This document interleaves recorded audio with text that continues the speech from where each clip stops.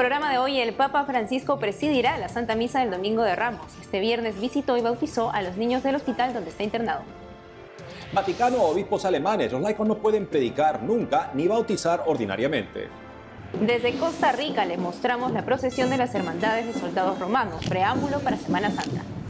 Prepare el alma para la Semana Santa, le explicaremos cómo confesarse bien. Desde Perú, 2 parábolas sobre la misericordia de Dios en cortometraje se estrenan en Semana Santa. Hola amigos, hola Eddie, ¿cómo estás? Muy bien, gracias Natalie, ya es vísperas de la Semana Santa y muy contento de saludar a nuestro público desde nuestros estudios en Lima, Perú. Bienvenidos a su programa con enfoque católico EWTN Noticias, yo soy Natalie Paredes. Soy Eddie Rodríguez Morel, gracias por acompañarnos. Empezamos las noticias desde Roma contándoles que este viernes el Papa Francisco amaneció restablecido de su bronquitis infecciosa. En el Hospital Gemelli, en el que está internado, visitó a los niños enfermos de cáncer y bautizó a un recién nacido. El Santo Padre llevó a los pequeños rosarios,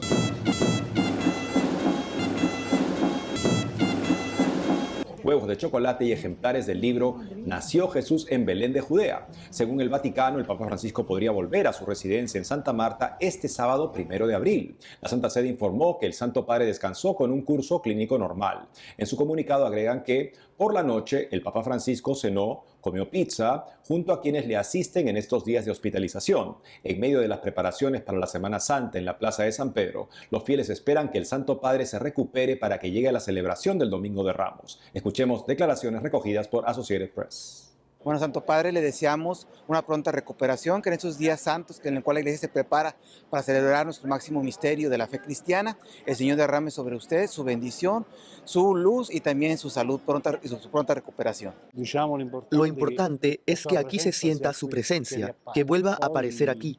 Incluso en los últimos años, con respecto a la Pascua, no se encontraba bien físicamente. Entonces es importante que esté aquí. Papa Francisco, regrese con nosotros. En una carta dirigida a Monseñor George Betzing, presidente del episcopado alemán, el prefecto del dicasterio para el culto divino, cardenal Arthur Roche, les dijo que no es posible que los laicos bauticen ordinariamente ni que prediquen la homilía de la misa. Al menos una diócesis alemana ya realiza ambas prácticas, según informó la agencia en alemán del grupo ASI. El purpurado advirtió que solo alguien ordenado representa sacramentalmente a Cristo en virtud de la Sacra Potestas, poder sagrado que se le confiere en la ordenación.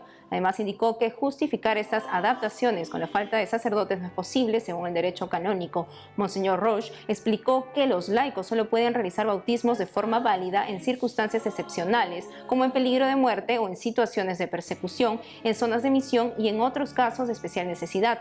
Ahora escuchemos el análisis al respecto de Christoph Wimmer, jefe editor de CNA Deutsch.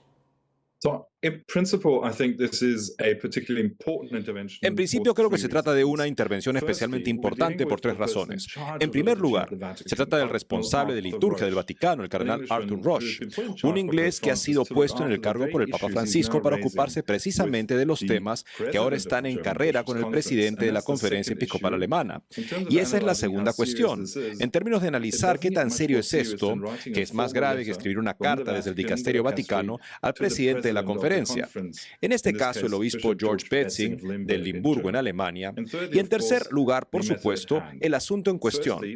En primer lugar, esto tiene que ver con las personas que predican en la Santa Misa, laicos de forma habitual en varias diócesis alemanas, como consecuencia de una resolución del controvertido camino sinodal alemán. En segundo lugar, tiene que ver con que los mismos laicos tal vez, pero ciertamente laicos, puedan desempeñar también el ministerio bautismal, bautizar bebés y adultos. Y en tercer lugar, también se plantea la cuestión de la traducción de los textos litúrgicos del original al alemán. El cardenal Arthur Roche recuerda a los obispos alemanes que eso debe ser aprobado por el Vaticano. Tiene que venir a Roma y también debe de recibir la confirmación del Vaticano. Así que se trata de 3 cuestiones importantes planteadas en 3 niveles, si se puede considerar así, y eso hace que sea muy importante. Vamos a tener que ver cómo esto realmente resulta en los próximos meses, porque habrá discusiones, pero al final algo o alguien tendrá que ceder. Y ahora las noticias de la Iglesia en México con nuestro corresponsal Diego López Colín. Para comenzar mi enlace, quiero contarles acerca de la tragedia que ocurrió el pasado 27 de marzo en la frontera norte entre México y Estados Unidos, en donde 39 migrantes perdieron la vida en un incendio de la estación migratoria en Ciudad Juárez, Chihuahua. Este hecho conmocionó a todo el país, en especial a la Iglesia Católica, que mantiene un acompañamiento constante a las personas en situación de migración. A través de un comunicado, los obispos mexicanos lamentaron que una vez más se presente una situación como esta, producto de las condiciones de las estaciones migratorias, que en realidad operan como prisiones, como castigo ante la migración irregular. Explicaron que las causas de los eventos fueron el resultado del hacinamiento, la sobrepoblación y las condiciones infrahumanas a las que son sometidas las personas en contexto de movilidad, causa las numerosas detenciones como consecuencia de la política migratoria de contención enfocada en la seguridad nacional, mas no en la protección de los derechos humanos, por lo que llamaron a clausurar estos centros. Y como recomendación para que estas situaciones no sucedan, yo creo que es necesario que el Instituto Nacional de Migración y el gobierno en general se apegue a protocolos. Y entre estas cosas, sugerimos junto con muchas organizaciones y creo que debe ser la ruta que las estaciones migratorias deben desaparecer.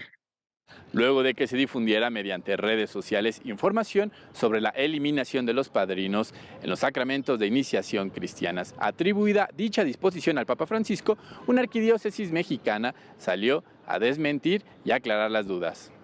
El arzobispo de Antequera, Oaxaca, Pedro Vázquez Villalobos, explicó que la confusión se suscitó luego de que un obispo al sur de Italia decidiera suspender, a manera de experimento, la presencia de padrinos de bautismo y de confirmación. En este sentido, dejó en claro que la norma no fue emitida por el Papa Francisco, por lo que no tiene aplicación para México ni para su iglesia particular. El arzobispo explicó que todo continúa como se estaba realizando. Sin embargo, aprovechó para recordar a los padrinos que su función no se reduce a acudir a la misa en que sus ahijados reciben los sacramentos, sino que su labor se extiende a procurar que lleven una vida cristiana congruente. También aprovechó para pedirle a los sacerdotes de su arquidiócesis prestar especial atención a vigilar que quienes deseen ser padrinos en verdad tengan la capacidad y la intención de desempeñar dicha misión. Reportó para EWTN Noticias, Diego López. Este domingo inicia la Semana Santa y empezar este tiempo confesados es primordial para vivir cada una de las celebraciones. El padre Rodrigo Fernández, sacerdote del Instituto del Verbo Encarnado y licenciado en Filosofía por la Universidad Pontificia Santo Tomás de Aquino en Roma, nos dice cómo debemos prepararnos para una buena confesión. Escuchemos. Bueno, un consejo básico inicial es confesarse, es tener el alma preparada para que Dios haga con nosotros lo que Él quiera, es decir, estar en gracia por la confesión. Eso va a hacer que nuestro corazón se disponga a estar atento a cada una de las celebraciones, ¿no? Incluso nos va a dar mayor ganas de estar con Cristo, porque es así. O sea, la gracia invade nuestra alma, nos hace estar en unión con Dios y que Él nos mueva más desde adentro, así, amando lo que Él ama. Bueno, una buena confesión se puede hacer con un buen examen de conciencia. Pueden buscar en internet, hay varios exámenes de conciencia, siguiendo los mandamientos, siguiendo los pecados capitales, siguiendo el deber de estado de cada uno. Si eres casado, soltero, si estudiante, consagrado, si es que estás viviendo bien cada una de tus obligaciones, ¿no? Por ejemplo, hacer examen de conciencia y sobre todo, luego de este examen, realmente dolerte de tus pecados, ¿no? Tener contrición por tus pecados. Esto es lo que va a hacer que la confesión tenga mucho más fruto. Y, en tercer lugar, tener propósito de enmienda, o sea, desear no volver a cometer esos pecados. Entonces, todo esto, sumado a la confesión, con el sacerdote en la parroquia y con la penitencia que él te imponga, entonces va a ser una confesión muy buena para que puedas estar así, dispuesto a vivir bien la semana de pasión. Este lunes 3 de abril, Nuestra Señora del Encuentro Producciones estrenará 2 parábolas de la misericordia. Se trata de La Oveja Perdida y La Dracma Perdida. Estos cortometrajes filmados en formato cine se basan en el Evangelio según San Lucas. Veamos un adelanto de La Oveja Perdida filmado en los Andes del Perú. Todo el concentrado también sobre mí. Por eso, para Dios, todos somos grandes.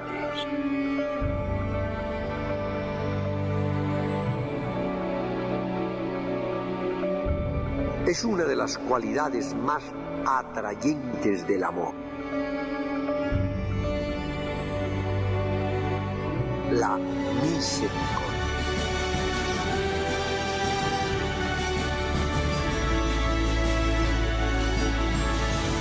Dediquémonos a esto, a hacer el bien. Tengamos entrañas de misericordia y Dios las tendrá con nosotros.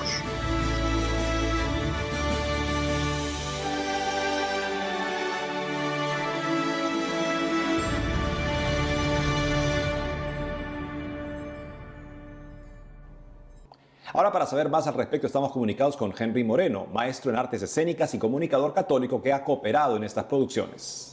Hola Eddie, muchísimas gracias por la invitación. Cuéntanos, Henry, ¿en qué consisten estas producciones? Bien, esto hace parte de las parábolas de la misericordia que ya hace unos años el medio de comunicación NSE, Nuestra Señora del Encuentro con Dios Producciones, viene montando en formato de cortometrajes y justamente se ha montado la parábola del Buen Samaritano, la parábola del Hijo Pródigo que están en las redes y ahora le toca la oportunidad a la oveja perdida y la dracma perdida. Así que estamos muy contentos porque se va a estar lanzando esto justamente en este lunes santo. ¿Y por qué es la Semana Santa un buen momento para ver estas parábolas? Bueno, quiero sobre todo citar al Papa Benedicto XVI, que en algún momento decía que las parábolas tienen ese contexto no solamente de la misericordia, que ya es muy central y es el que todos conocemos, pero también tiene el tema del sacrificio y de la cruz. Él siempre hablaba de esas dos cosas, las parábolas tienen esos dos elementos. Entonces, qué mejor momento que poder acompañar esta Semana Santa meditando en la misericordia de Dios, pero nunca olvidarnos de que también eso tiene una cuota esencial y muy importante en el sacrificio en la cruz, que es nuestro signo. ¿Qué esperas que las personas que vean estas parábolas se lleven con ellas?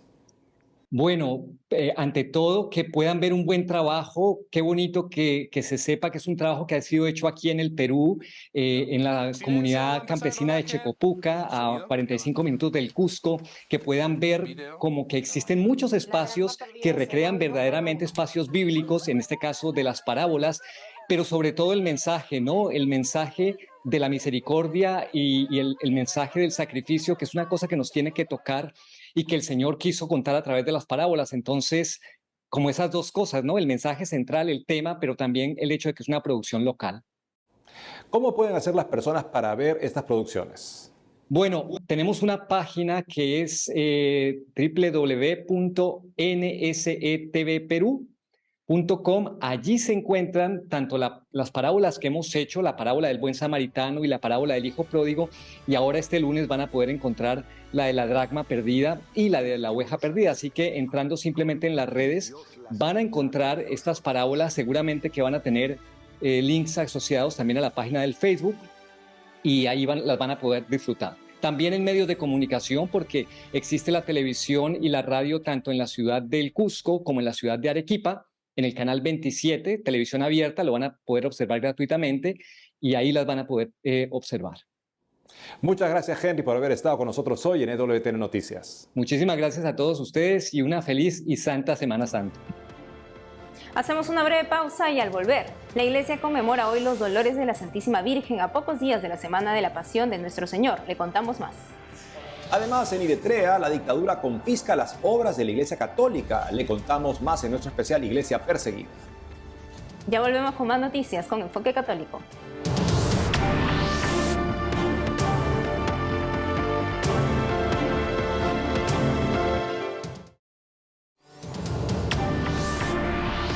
Compenetrados con la Semana Santa por venir en Costa Rica, los católicos de todas las edades salieron a las calles para profesar su fe. Nuestra corresponsal Anastasia Telles nos cuenta. Aquí desde las afueras de la iglesia de San Antonio de Escazú nos encontramos con 34 hermandades de soldados romanos que desfilan en la procesión Pasos de Fe.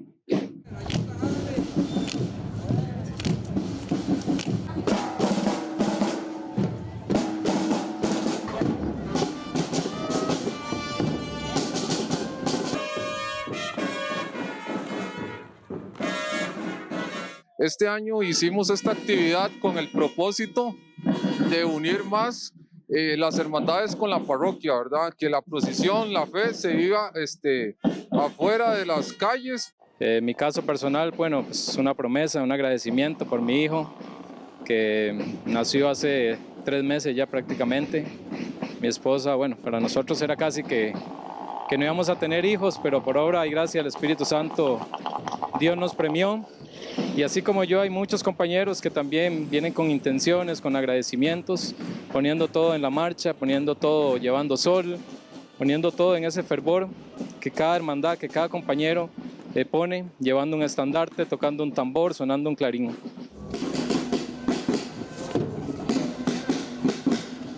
La procesión, que culminó con una Santa Eucaristía, fue considerada por el obispo de San José, Monseñor José Rafael Quirós Quirós, como un excelente preámbulo para Semana Santa.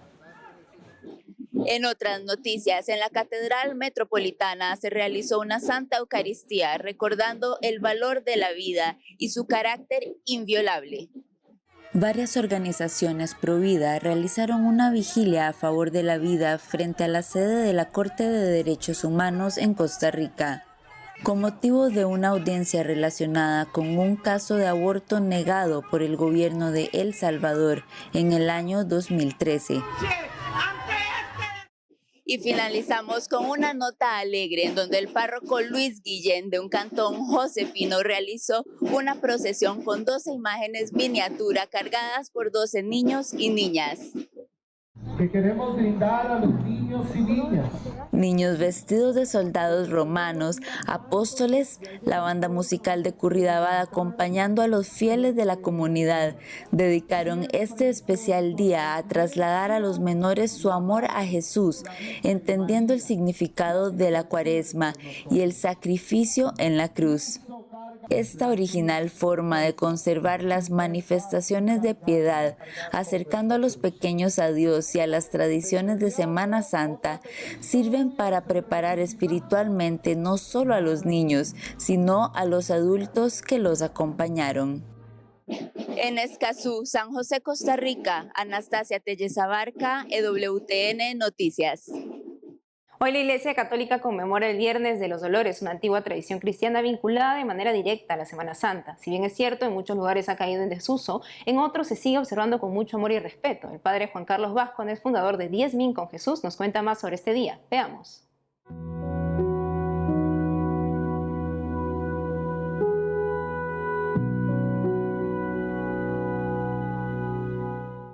Durante muchos siglos en la Iglesia se celebró esta fiesta como la Virgen de los Dolores.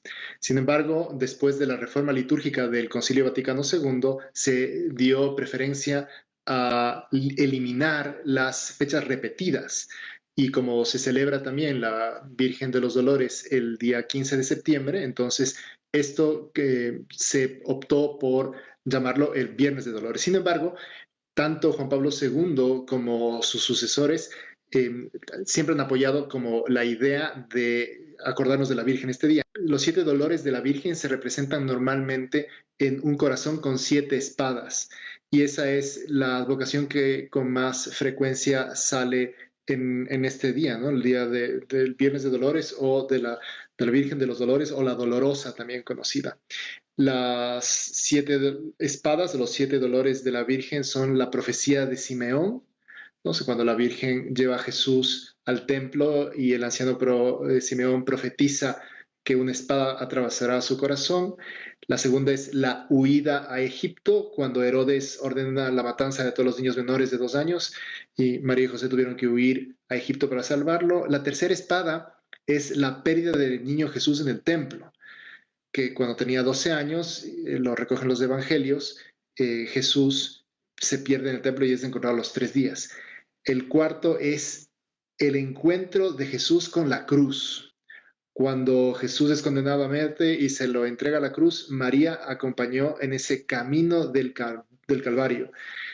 Luego está la crucifixión, que es la quinta espada, la crucifixión de Jesús. Es ya llegando al monte Calvario, al Gólgota, es crucificado y la Virgen presencia eso. La sexta espada es la agonía de Jesús en la cruz. Durante 3 horas, María estuvo a sus pies viendo el sufrimiento de su hijo. Y la última es la sepultura de Jesús, que también muchos artistas recogen con ese abrazo de la Virgen al cuerpo inerte de su hijo. Hay muchas procesiones a lo largo de toda la cristiandad, en muchos países, en muchas regiones. Es una fiesta importante y los cristianos salimos para acompañar a la Virgen también durante todos estos dolores, porque así también nos preparamos de mejor forma para vivir esta próxima Semana Santa.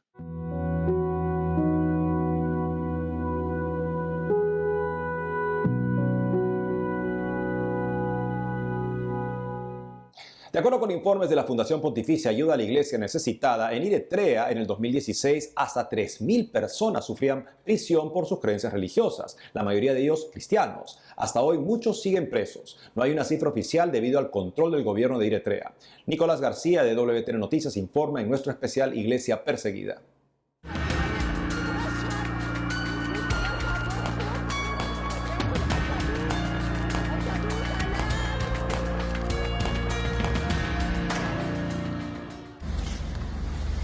Él es el obispo Fikre Marian Hagos.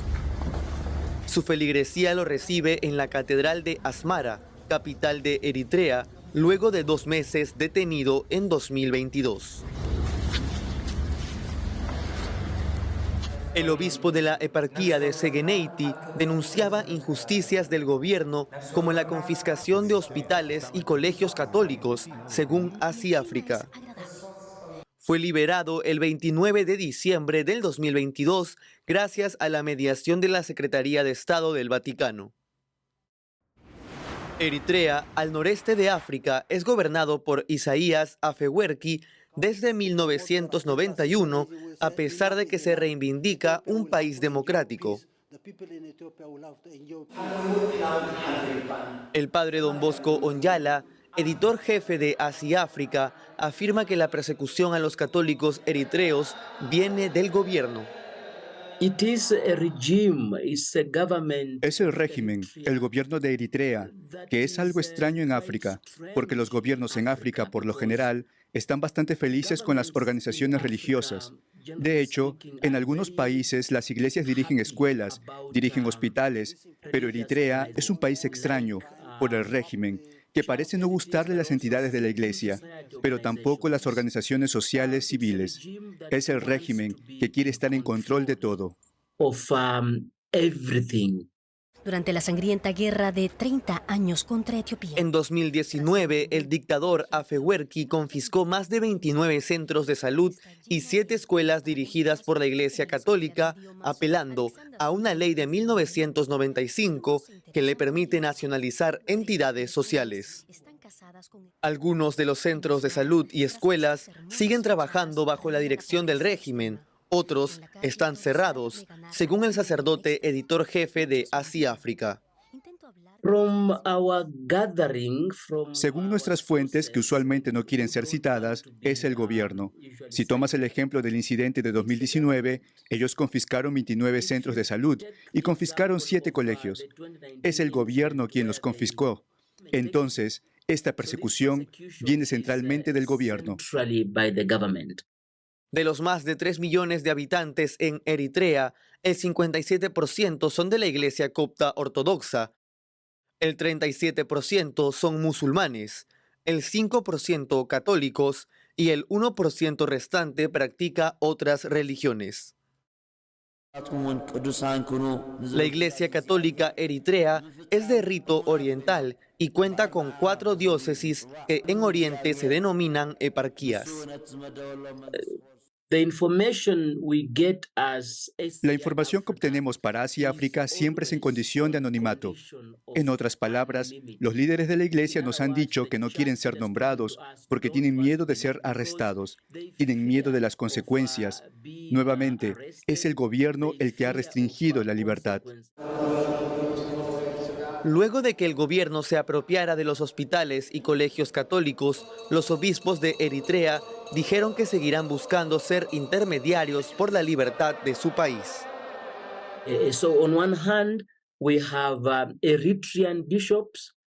En una mano tenemos a los obispos eritreas que hablan como conferencia episcopal, que llaman a la conciencia como grupo, pero de forma individual, la mayoría de religiosos, sacerdotes, solo hacen su ministerio en silencio. La Iglesia Católica Eritrea fue establecida en forma oficial por el Papa Francisco en enero de 2015 con la bula Multum Fructum, muchos frutos.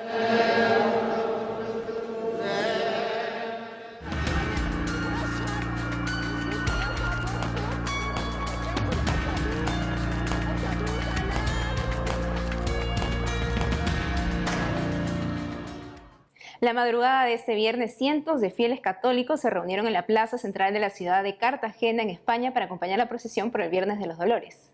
La imagen del Cristo del Socorro y de Nuestra Señora de la Soledad del Consuelo protagonizaron esta primera procesión de Semana Santa en el país. Con el video nos despedimos. Hasta el lunes.